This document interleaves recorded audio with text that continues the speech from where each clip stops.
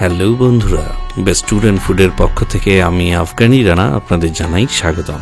সন্দ্বীপ নিয়ে এটি আমার দ্বিতীয় পর্ব।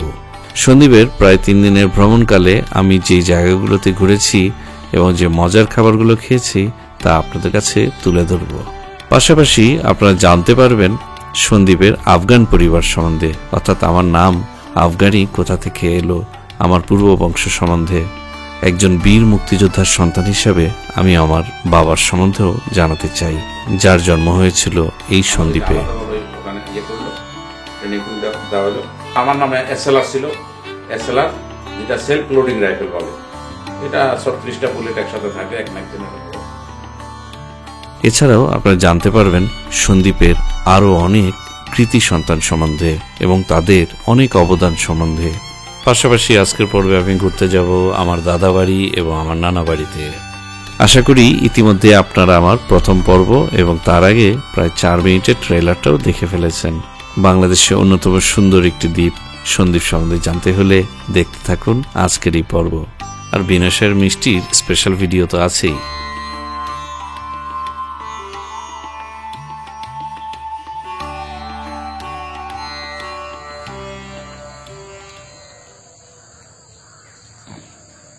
সন্দ্বীপে আরও একটি সুন্দর সকালের শুরু। এটি সন্দ্বীপে আমার দ্বিতীয় দিন। আনুমানিক প্রায় 25 থেকে 30 বছর পরে আমি আবারও সন্দ্বীপ ঘুরতে এসেছি। আগের পর্বে নিশ্চয়ই আপনারা জেনেছেন যে আমি আমার খালার বাসায় উঠেছি, আমার ছোট খালার বাসায়। সন্দ্বীপে বেড়াতে এসে আমি কিন্তু সকালবেলা ঘুমিয়ে থাকি না, খুব সকাল সকাল ঘুম থেকে উঠে পড়ি, কারণ এত বছর পরে এই দ্বীপে আবার ফিরে এসেছি। আমি সকালটা একদমই মিস করতে চাচ্ছিলাম না। কি অসম্ভব সুন্দর সকাল, চারিদিকে সবুজ সবুজ আর সবুজ।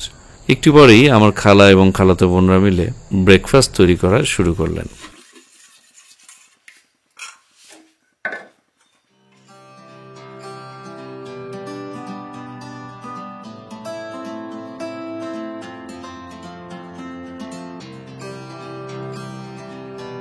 সন্দ্বীপে আসবো আর সাত সকালে গরম গরম চিতল পিঠা খাবো না, সেটা তো হতে পারে না। সেই চিতল পিঠার সাথে ছিল আরো কত কি। নিশ্চয়ই আমার মতো আপনাদের অনেকের স্মৃতিতেই আছে নিজের গ্রামের বাড়িতে মজার এরকম গরম চিতল পিঠা দিয়ে সকালের নাস্তা করার। প্রথমেই চিতল পিঠা দিয়ে বিফ খেলাম, ঝালের পরে এরপর মিষ্টির পালা, পাতলা গুড় তার সাথে মিক্স করলাম নারিকেল। আপনারা যারা খেয়েছেন এভাবে তারা জানেন যে স্বাদ কতটা। এরপর মিষ্টি পিঠা চা তো আছেই।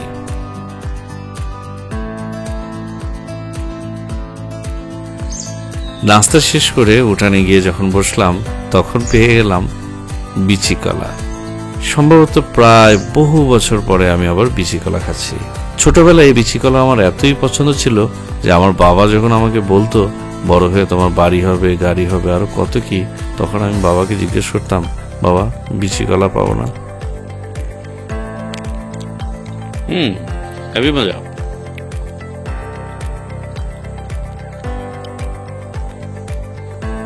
সে বিচি কলা।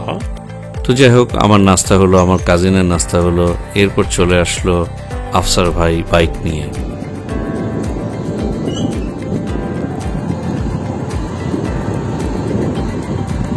এই সে পুকুর যেখানে খালা বলছে যে আমরা বাইক থেকে পুকুরে পড়ে যেতে পারি। ব্যাপারটা একদম আমি হালকাভাবে নিই, আমি বিশ্বাস করি। আফসার ভাই বাইক নিয়ে আমরা যখন রওনা হলাম তখন রাস্তায় দেখতে পেলাম একটি বিয়ে বাড়ি। রামের এত সুন্দর প্যান্ডেল, এটা দেখবো আর আপনাদেরকে সেটা দেখাবো না, সেটা তো হতে পারে না। এরকম সবুজ গাছগাছালি ঘেরা একটি বিয়ের প্যান্ডেল দেখার মতো। সত্যি সন্দ্বীপে আপনি যখন ঘুরবেন তখন অনেক বাড়ির ক্ষেত্রে দেখতে পাবেন সামনে একটি ডোবা আছে এবং ছোট্ট একটি ব্রিজও আছে। প্রতিটি বাড়ির জন্য আলাদা আলাদা ব্রিজ। রানাহাট থেকে হচ্ছে আপনার ইয়ে পর্যন্ত, নাজিহাট পর্যন্ত কি সুন্দর কাঠের পুল না? এরকম ঘরে ঘরে দেখা যায় কাঠের পুল দেওয়া। হ্যাঁ, মানে হচ্ছে আপনার মেইন রুট না, এটা হচ্ছে বাই রুট।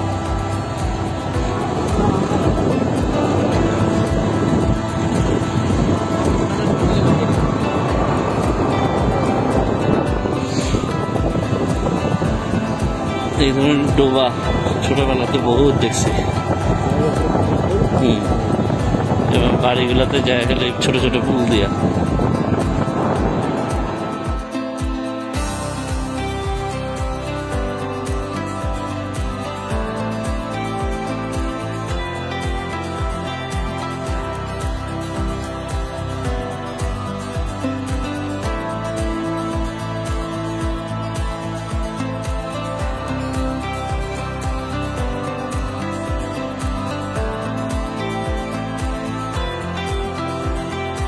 সকালের শুরুতেই আমরা যাচ্ছি আমার দাদা বাড়িতে, যেটা আগে বলেছি আনুমানিক প্রায় 30 বছর পরে আমি আমার দাদা বাড়িতে যাচ্ছি।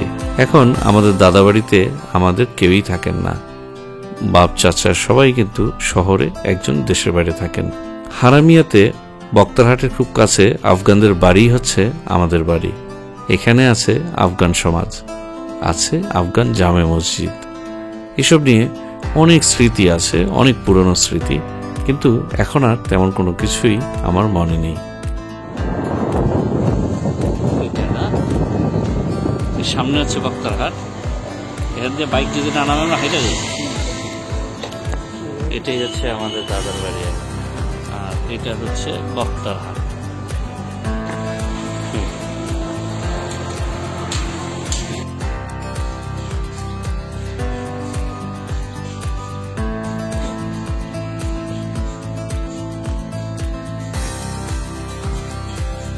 আফগানদের বাড়িতে আমার বাবা চাচারা মিলে মোট 5 ভাই ছিলেন।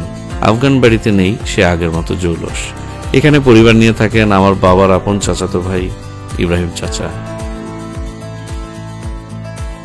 বন্ধুরা, খুব গর্বের সাথে বলতে চাই, আফগান পরিবারের 5 সন্তানের মধ্যে একজন কিন্তু ছিলেন বীর মুক্তিযোদ্ধা, এবং আরো বেশি গর্বের ব্যাপার হচ্ছে তিনি আমার পিতা এবং আমি একজন বীর মুক্তিযোদ্ধার সন্তান। আমি তখন মাকে বললাম যে মা, আমার ইচ্ছে হচ্ছে না, আমি পরে খাবো। কেউকে কিছু বললাম না, চুপচাপ আমার ওর চাদরটা নিয়ে জামাটা গায়ে দিয়ে বের হয়ে পড়লাম। আমরা অনেক মুক্তিযোদ্ধা সন্দীপের ওখানে আমাদেরকে আলাদাভাবে ওখানে করলো, ট্রেনিং দেওয়া হলো। আমার নামে এসএলআর ছিল, এসএলআর যেটা সেলফ লোডিং রাইফেল বলে। এটা 36টা বুলেট একসাথে থাকে এক ম্যাগাজিনের ওপর। সামনে এক ভদ্রলোক আসতেছে, ওনাদের সামনে মনে হচ্ছে যেন মুখের মধ্যে রুমাল, সাদা রুমাল। আসলে চিনতে পারি নাই।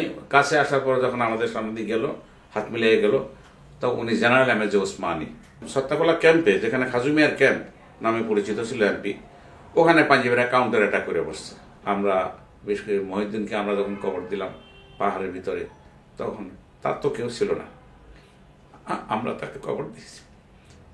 যুদ্ধ থামার পরে আমার ঘরে ঢুকি, তখন মা আমাকে চিনতে পারছিল না। আমার চুল ছিল অনেক ঝাঁকড়া চুল ছিল, হালকা গোবর ছিল আমার কান্দে তখন লম্বা মানে এসএলআর। মা কে কে কে, আমি তখন মায়ের মুখ চেপে ধরছিলাম যে মা আওয়াজ করেন, আমি আপনার ছেলে হাসান। মা তো জড়ায় জোরে আমার একে কান্না। আমার বাবার মুক্তিযুদ্ধে যাওয়ার কাহিনী যদি আপনারা পুরাটা শুনতে চান, ডেসক্রিপশনে লিংক দেওয়া আছে, সেখানে জানতে পারবেন সন্দীপের এমন আরো কত সাহসী যোদ্ধারা দেশের স্বাধীনতার জন্য যুদ্ধে গিয়েছিল এবং অনেকেই আত্মত্যাগ করেছিল।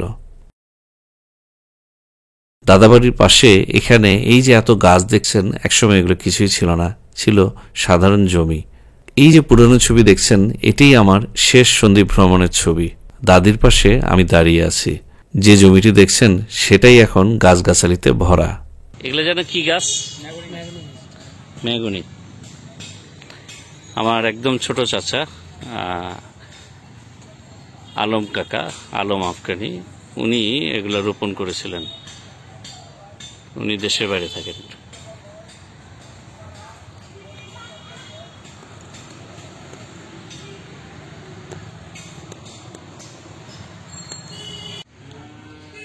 এই ওয়াশরুমটা আনুমানিক প্রায় 30 বছর আগে, তখন পাকা ওয়াশরুম চিন্তা করা যায় না।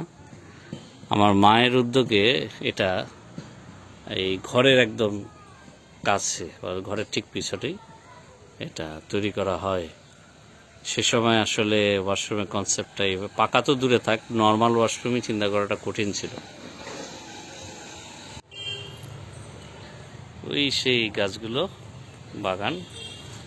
আমি এখন আমাদের বাসার ঠিক পিছনে আছি। রাস্তা এখন পাকা হয়ে গেছে, অনেক সুন্দর।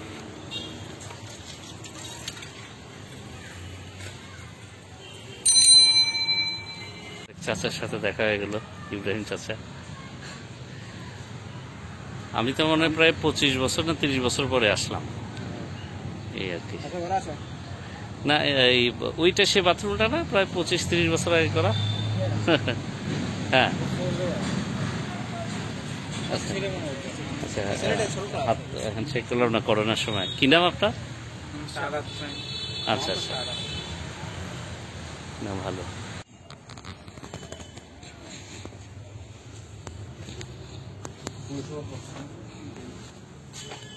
অনেক দিন পর। হ্যাঁ, এখানে তো একসময় মানে বাপ চাচারা ছবি টবি তুলছিল এই জায়গায় বৈশা। আমি একবার একটা কোন ছবির মধ্যে দেখছিলাম। হ্যাঁ, এখন আর মনে নেই। এখানে কেউ আছে?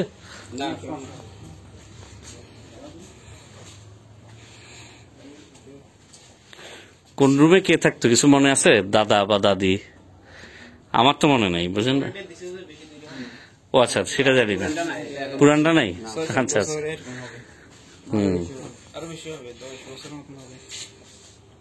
আলহামদুলিল্লাহ। পিছনে কি পুকুর আছে? না না, আমরা এখনই চলে যাব, মসজিদে যাব। হ্যাঁ, দাদার কবরটা দেখে চলে যাব। আরে পুকুরটার কথা একটু একটু মনে আছে। এদিক দিয়ে না মসজিদ যেতাম আগে। হ্যাঁ, দাদা এখান দিয়ে আসতো, তবারক থাকতো হাতে, মানে শুক্রবারের তবারক পাইতো। মহিষের দইও আছে, তারপরে পায়েস কি যেন। এটা সেই পুকুরটা। এই পুকুরে গোসল করছি, কত অভিজ্ঞতা। বলা হয়ে থাকে বহু বছর আগে প্রায় 1800 শতাব্দীর শেষের দিকে সন্দ্বীপে, এই দ্বীপে আফগানিস্তান থেকে ব্যবসা করার জন্য আফগানরা এসেছিল এবং তারা বসতি গড়েছিল এই জায়গায়। তাই এখানে আছে আফগান সমাজ। সবার নামের শেষে বংশ পরিচয় হিসাবে আফগানি শব্দটি জুড়ে আছে, ঠিক যেমনটি আছে আমার এবং আমার পরিবারের প্রায় সকল সদস্যের নামের সাথে। এই আফগানি বংশ পরিচয় এবং নামটি শুধু আমার বা আমার পরিবারের নামের সাথেই নেই, আছে এখানে এই গ্রামের, এই সমাজের প্রায় অনেকের নামের সাথে। মসজিদ তো অনেক সুন্দর হয়ে গেছে, পুরাই পাকা মসজিদ, বিউটিফুল। কি ছিল এক সময়, 30 বছর আগে দেখছি তো। অনেক সুন্দর মসজিদ। আপনার নামে আফগানি আছে? পুরা নাম কি? আচ্ছা, সাদাত হোসেন আফগানি। আচ্ছা, দাদির কবরও কি এখানে?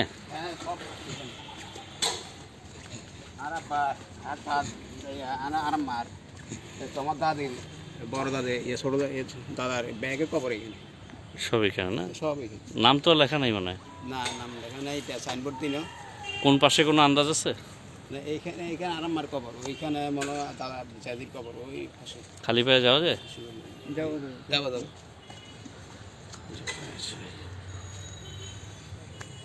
আমার দাদা খুব বিচক্ষণ মানুষ ছিলেন। তিনি আমার বাপ চাচাদের কৃষিকাজ করানোর চেয়ে পড়ালেখাতেই বেশি জোর দিয়েছিলেন এবং তার কল্যাণেই আজকে আমরা সবাই ঢাকায় সেটেল।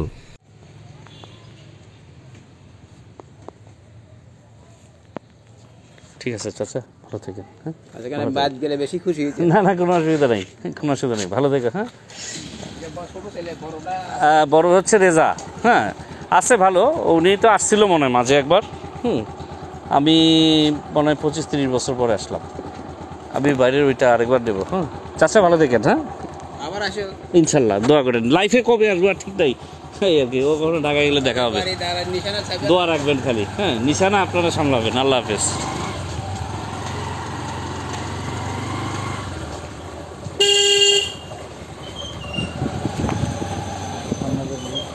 হ্যাঁ, এখানে একটু রেখে দেন।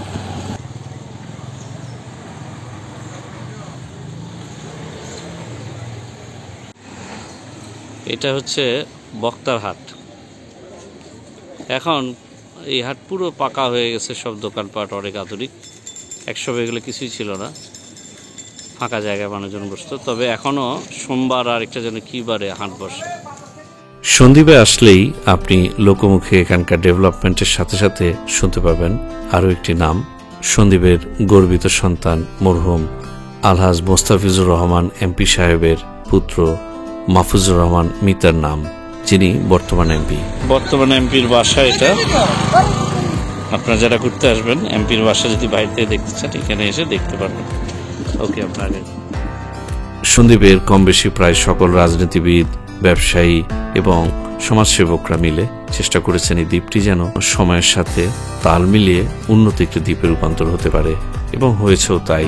এখানে আপনি অনেক ফ্যাসিলিটি দেখে বেশ মুগ্ধ হবেন, মনে হবে যেন মফস্বল বা শহরেই আছেন। বিশেষ করে সন্দ্বীপের বিদ্যুৎ ব্যবস্থার জন্য প্রশাসনকে অবশ্যই অনেক বড় একটি ধন্যবাদ দিতে হয়। সমুদ্রের তলদেশ দিয়ে কিভাবে বিদ্যুতের কানেকশন সন্দ্বীপে এলো সেটা কিন্তু এক বিস্ময়। আমরা এখন যাচ্ছি সেটাই দেখতে।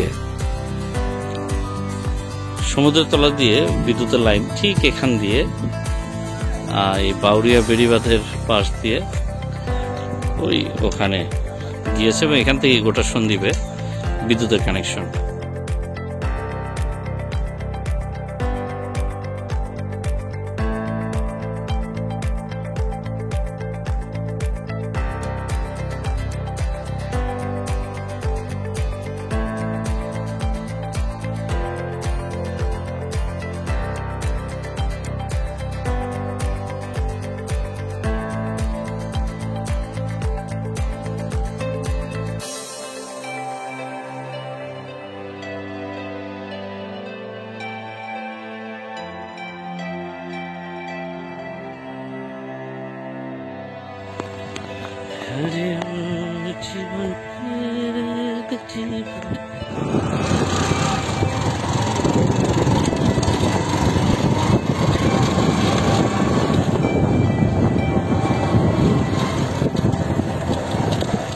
বাউরিয়া বেড়িবাঁধে আসলে আপনি যেমন এই বিদ্যুৎ কেন্দ্রটি দেখতে পাবেন, তার পাশাপাশি আপনারা এখানে একটি ন্যাচারাল বিকল্প ঘাট দেখতে পাবেন, যা চট্টগ্রাম এবং সন্দ্বীপে যাওয়া আসার ক্ষেত্রে ব্যবহার হয়ে থাকে।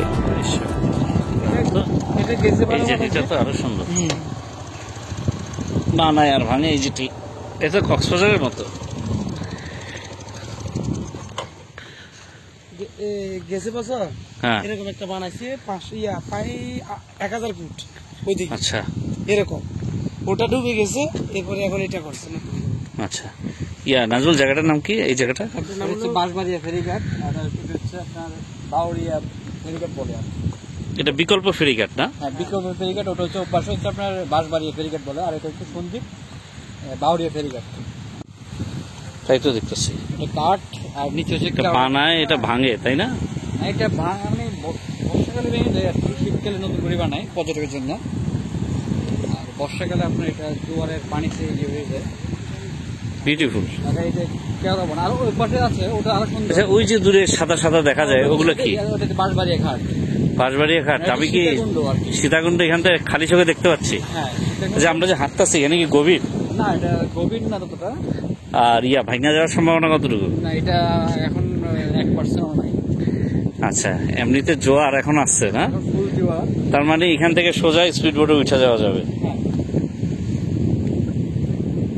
আচ্ছা, এখানে কি সবসময় বোট পাওয়া যায় নাকি? হ্যাঁ, অলওয়েজ বোট পাওয়া যায়। কতক্ষণ পর পর ছাড়ে বলতে পারো? এখানে যাত্রীগুলো বোট ছাড়ে। আর আচ্ছা। রিজার্ভ যেতে চাই সেটা আলাদা। রিজার্ভ কেমন পড়ে? রিজার্ভ হচ্ছে আপনার 10-12 জনের একটা অ্যামাউন্ট দিতে হবে। আচ্ছা। 200 টাকা করে, আচ্ছা, 3000 টাকা দিতে হয় আচ্ছা, রিজার্ভ গেলে। রিজার্ভ। আচ্ছা, এখানে কতক্ষণ পর পর বোট ছাড়ে? এটা যাত্রীর উপর নির্ভর করে আর কি। আমার মনে একটু আগে পানি ছিল, পানি নেমে গেছে, অলরেডি ভাড়া এখন ভাটা পড়ছে, এই জন্য শুকাইতেছে। আমরা আর যাবো না, কারণ সামনে গভীর হতে পারে। আচ্ছা, এটা কি অত দূর পর্যন্ত? আরো যাবে ও। যতক্ষণ পর্যন্ত মানুষের কাদা ছুটতে পারবে না, মানে আচ্ছা, আচ্ছা, শুকনো শুকনো যেতে পারবে না, অতটুকু হ্যাঁ। পর্যন্ত হবে। দাঁড়াও একটু এই দিকটা দিয়ে নি। হ্যাঁ, আমরা যে আসছিলাম ওই ঘাটটা কোনটা? দেখা যাচ্ছে। ওই যে ঘাটটা, ও আচ্ছা আচ্ছা আচ্ছা আচ্ছা। ভাই ও পাশে তো সুন্দর। কোন দিকে কোন দিকে প্লাস্টিকের কোন দিকে? ও পাশে। ও ওই পাশে প্লাস্টিকের মানে জোয়ারে ভাইসা উঠে। হ্যাঁ, জোয়ার এরকম এরকম। আচ্ছা আচ্ছা আচ্ছা।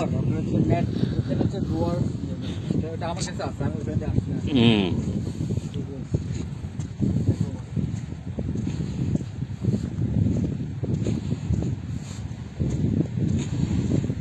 বিউটিফুল, মানে দেখার জিনিস। হ্যাঁ হ্যাঁ, তাই তো। যখন প্রচুর পর্যটক আসবে ওরা এখানে বসে ছবি তুলবে, বসে থাকবে। হুম। সমুদ্রের শব্দ, এটা কি জোয়ার না ভাটা? আচ্ছা আচ্ছা, এই যে দেখেন ভাটা কমে যাচ্ছে আর কি, জোয়ার আসলে একদম ভরে যায় পানি। পানি কি এই পর্যন্ত হয় না? ওকে, বাঁশবাড়িয়া ঘাট, এখন ভাটা চলছে।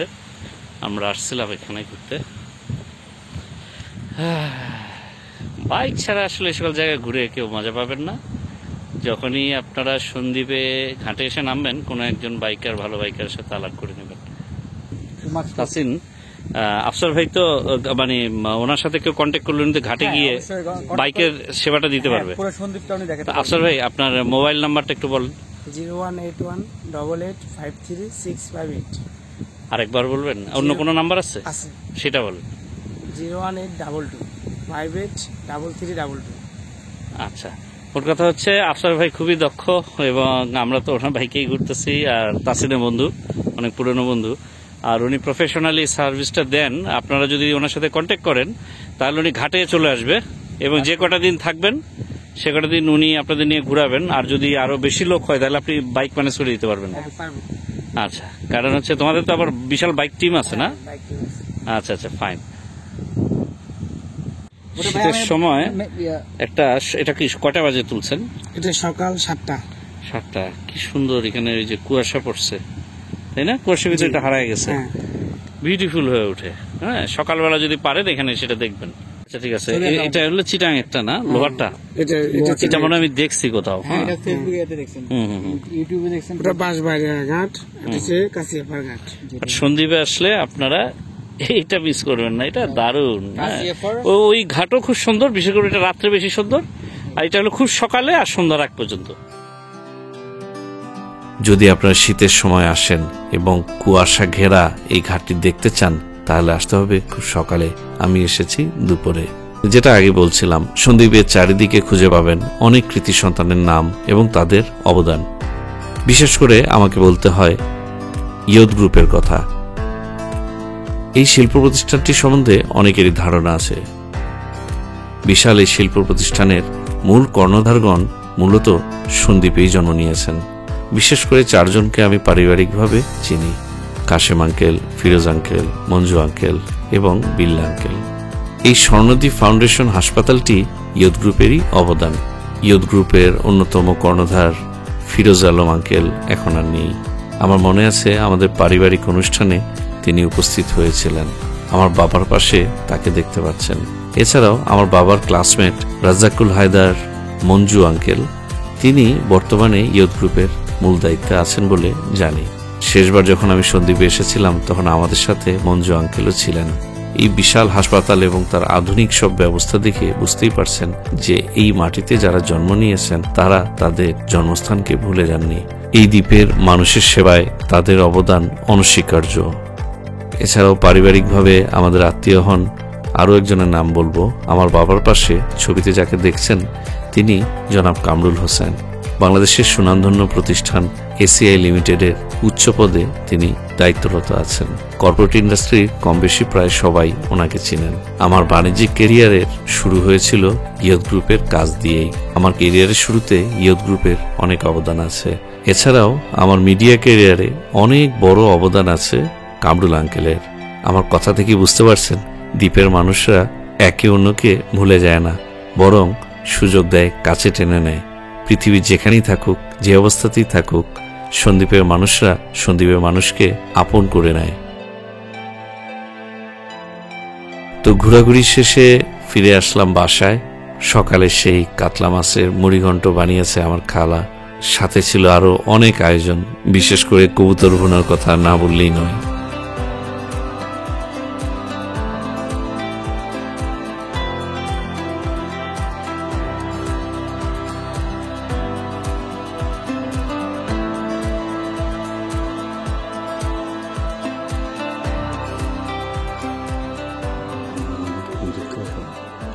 এখান থেকে হাত দিয়ে খুঁটে নেব।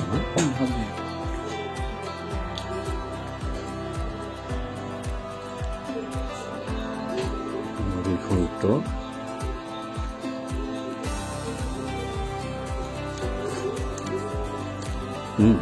মজা আছে।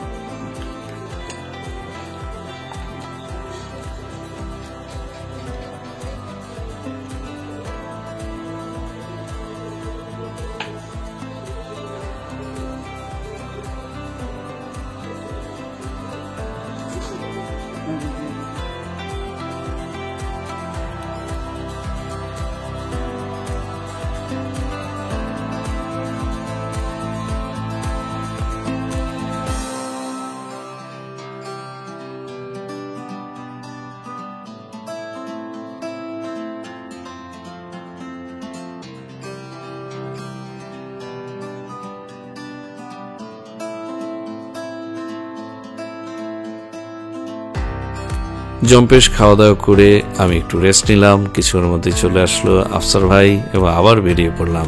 বিকালটা কাটাবো আমার নানা বাড়িতে।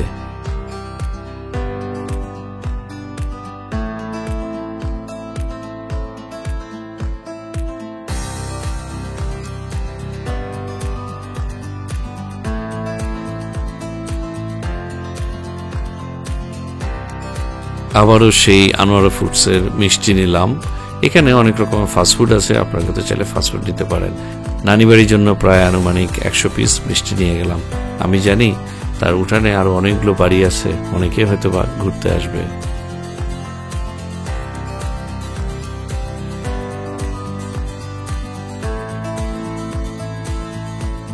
কিন্তু নানা নানিকে কোনোভাবে আমরা ঢাকা শহরে রাখতে পারিনি। করোনাকালে প্রায় জোর করে 1 বছর আমরা রেখে দিয়েছিলাম ঢাকায়, কিন্তু তাতে দেখা গেল প্রায় 95 বছর বয়স্ক আমার নানা যেন আরো অসুস্থ হয়ে গেলেন।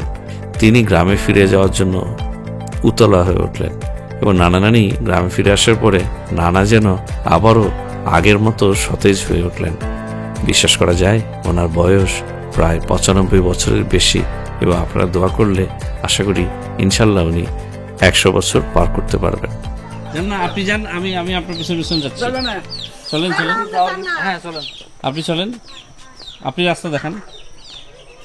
এই 95 বছর বয়সেও উনি আমাকে হেঁটে হেঁটে গ্রামের অনেকগুলো ঘরে নিয়ে গেলেন এবং পরিচয় করিয়ে দিলেন সবার সাথে। নানা কিন্তু চোখে বেশ ভালো দেখে। 15-20 বছর আগে একটা অপারেশন করে লেন্স বসেছিল চোখে, এখন পত্রিকাও পড়তে পারে।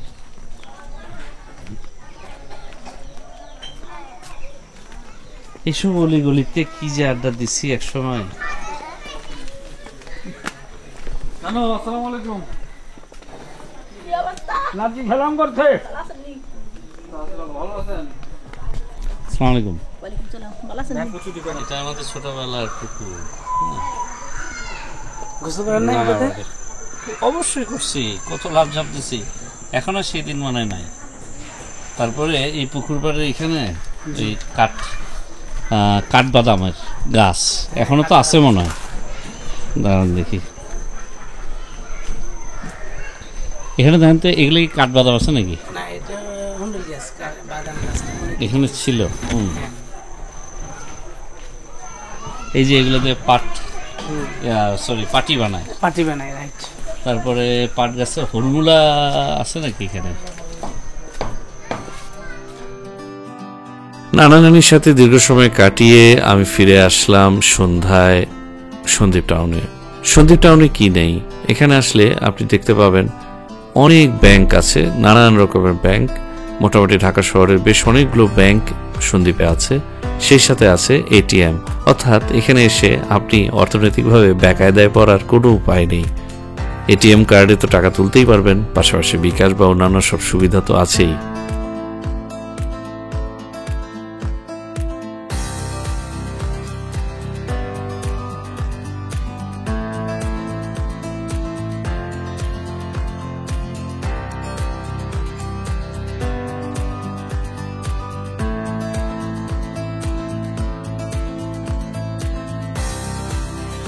এছাড়া এখানকার দোকানগুলো দেখলে, বিশেষ করে ইলেকট্রনিক্স দোকানগুলো দেখলে আপনারা বুঝতে পারবেন যে এখানে মানুষের পকেটে ভালোই পয়সা আছে। বিশেষ করে মোবাইলের দোকানে থরে থরে সাজানো দামি মোবাইলগুলো দেখলে আরও বোঝা যায় যে সন্দ্বীপের মানুষরা শৌখিন এবং অধিকাংশ ক্ষেত্রেই সচ্ছল। আগের পর্বে আমি বলেছি সন্দ্বীপে কথিত আছে এখানকার প্রায় 60% বেশি পরিবারের সদস্যরা দেশের বাইরে থাকেন, মূলত মিডল ইস্ট, আমেরিকা এবং অন্যান্য জায়গায়। এছাড়াও লোকমুখে শুনেছি বাংলাদেশের সমগ্র ফরেন রেভিনিউর আনুমানিক নাকি প্রায় 12%-এর বেশি আসে সন্দ্বীপ থেকে। তাই এখানে কেনাকাটার জন্য অনেক আধুনিক জিনিসপত্রই আপনি চারিদিকে পাবেন, যা আপনি ঢাকায় পান বা চট্টগ্রামে পান সেগুলোও বেশিরভাগ আপনি খুঁজে পাবেন সন্দ্বীপে। সন্দ্বীপে একটু ঘোরাঘুরির পরে আমার কাজিনের আরো এক বন্ধু চলে আসলো বাইক নিয়ে। তিনি আমাদেরকে নিয়ে গেলেন শিবের হাটে। বন্ধুরা, সন্দ্বীপে আসবেন আর শিবের হাটে এসে বিনয় সাহের মিষ্টি খাবেন না, সেটা তো হতে পারে না। আমরা চলে আসলাম সন্দ্বীপের গর্ব, সন্দ্বীপের অত্যন্ত জনপ্রিয় মিষ্টির দোকান বিনয় সাহের মিষ্টিতে। এখানে আসলে আপনারা মিষ্টি, দই এবং পায়েস খেতে ভুলবেন না। সন্দ্বীপের মাটিতে নামার পর থেকে সন্দ্বীপের এই মাথা থেকে অন্য মাথা পর্যন্ত প্রায় কম বেশি সবাই চেনে এই বিনয় সাহের মিষ্টি, এবং সবাই আপনাকে রিকমেন্ড করবে যে সন্দ্বীপে যখন এসেছেন বিনয় সাহের মিষ্টি খেয়ে যাবেন। কেন সবাই এই কথা বলে সেটা জানতে হলে অন্তত এই মিষ্টি খাওয়ার জন্য হলেও আপনাকে আসতে হবে সন্দ্বীপে। আর মহিষের দইয়ের কথাটা আমি আবার বলতে চাই না, আগের পর্বে খুব ভালো মতো বলেছে, এটা কিন্তু না খেলেই নয়। শিবের হাটের আসল জিনিস তো আমরা এখনো খাই না, মিষ্টি বিখ্যাত। আমরা যেটা খেতেছি এটা কি? এগুলো মিষ্টি দই। এটা হলো টক দই। হ্যাঁ, আচ্ছা, হাঁড়ি কত করে হয় এগুলো? এগুলো ফারি 400 টাকা। আচ্ছা, এই কাপগুলো এগুলো 35 টাকা একটা। মিষ্টি হলো 20 টাকা, আর এটা প্রতি পিস 20 টাকা। আচ্ছা, এখানে 20 টাকা। দুইটা হলো বড় সাইজের। হ্যাঁ, খাও খাওয়া এখানে প্রতি পিস 20 টাকা করে মিষ্টি। এটা পুরোটা হচ্ছে আপনার হচ্ছে দুধের ক্ষীর।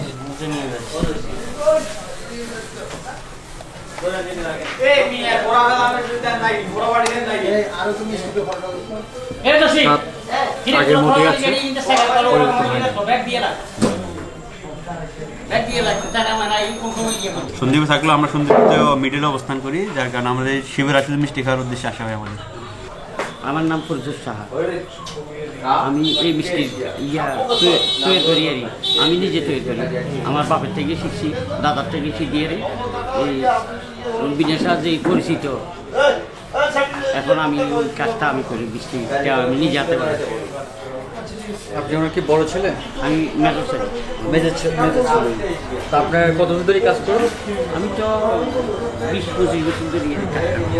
এর আগে কত বছর আপনার আব্বু করছে? আমার বাবা প্রায় এর আগে দিয়ে প্রায় 40 বছর মতো কাম করে। আপনাদের এই প্রতিষ্ঠানটা মানে সর্বমোট কি 40 বছর না আরো বেশি? বেশি, 60 বছর। 60 বছর। 60 বছরের উপর হবে। হ্যাঁ, আর আপনাদের এই মিষ্টি তো বিশ্বের সব জায়গায় গেছে মোটামুটি, আমরা জানি। হ্যাঁ, যেমন হচ্ছে আপনার আমেরিকাতে গেছে অবশ্যই, গেছে। হ্যাঁ, তারপর ঢাকাতে যেটা সব জায়গায় যাচ্ছে। তা আপনার এই মিষ্টি বিখ্যাত হওয়ার মূল কারণটা হচ্ছে কি, বা এটা এই মিষ্টিটা বিখ্যাত হওয়ার কারণটা হচ্ছে আমরা গাভীর সরাসরি দুধ দিয়ে, ছানা দিয়ে, খাঁটি ছানা দিয়ে মিষ্টিটা তৈরি করি নিজে হাতে। আপনাদের বড় মিষ্টির পার পিস কত করে? 20 টাকা। 20 টাকা। এর পাশাপাশি আপনার হচ্ছে পায়েস, এটা প্লেট কত করে? 20 টাকা। 20 টাকা। আপনার যে দধি, মহিষের যে দধি, ওটা প্রতি কাপ দুদিকে 35 টাকা। 35 টাকা। আর যেটা হচ্ছে হাঁড়ি বলে ওটা 400 টাকা। 400 টাকা হাঁড়ি। তো আপনার এই এখানে যদি শিবের আসে তো সবসময় অলওয়েজ মিষ্টি পাবে? সবসময় পাওয়া যাবে। আর কয়টা থেকে মিষ্টি মানে গরম পাওয়া যায়? কয়টা থেকে আসলে দিনে 10টা থেকে আরম্ভ করি গরম মিষ্টি? যেটা 3টা পর্যন্ত। 3টা পর্যন্ত তৈরি করি ডেলি প্রত্যেক দিন। আপনার বাবা তো মারা গেছেন? আমার বাবা মারা গেছে আজকে 2 বছর, প্রায় 2.5 বছর। আচ্ছা। 2010 সালে তারা ওনাকে উপজেলার থেকে দিচ্ছে মিষ্টি ফসলপত্র।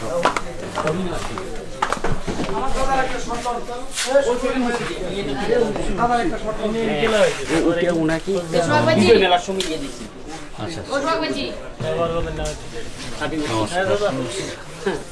আপনার নাম? পালুতুর সাহা। আচ্ছা আচ্ছা, আপনারা কি 2 ভাই? আমরা 4 ভাই। আচ্ছা আচ্ছা। আমরা এখানে 2 ভাই থাকি, আর 2 ভাই দোকান আছে।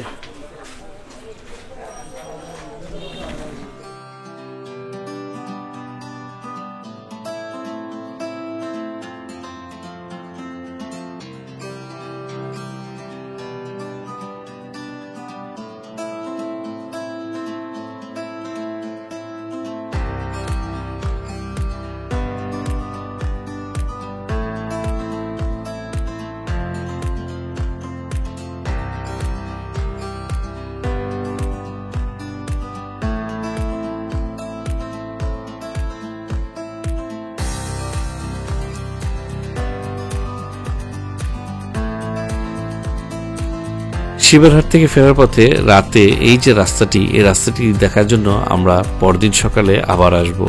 সন্দ্বীপের এটি একটি বেশ পরিচিত রাস্তা। তো অবশেষে ফিরে আসলাম বাড়ির কাছে।